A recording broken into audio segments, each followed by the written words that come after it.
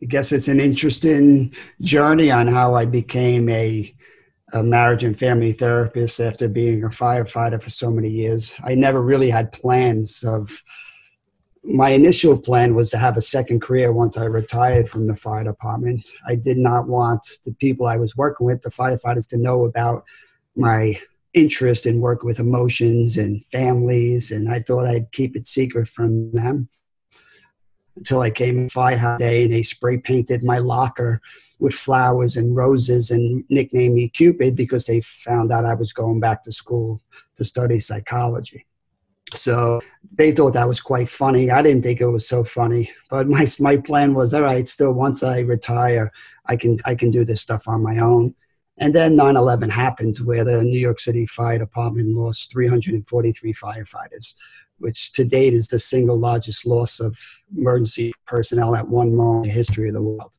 So our fire department got turned upside down. We lost a bunch of our leaders, and I was involved doing critical incident stress debriefings, going around to firehouses that lost 14 guys and trying to figure out how to help them. And what was interesting was what we'd expect, alcoholism, violence, all these behaviors increasing, and certainly marital discord. And there were hundreds of therapists volunteering their time to see the individual firefighters with their symptoms of depression or post-traumatic stress, but nobody wanted to see the couples. And that was my moment of truth. I was like, well, I am in school to be a couples therapist. I would have to be better than nobody at all. I really didn't want to see firefighters and hear about their problems, but the need was there and they needed to see somebody. So it was in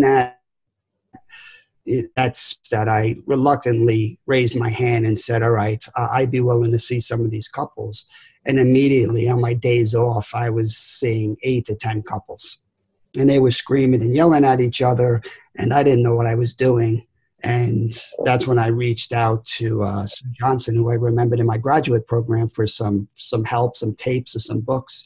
And she said, absolutely, better yet, I'll fly out and train you. So during those early years, I had John Gottman came flying out, Harville Hendricks, Sue Johnson. I thought this is all how new therapists begin, with all these great creative ideas and these exchanges of models. And it was really an amazing time to be a new therapist.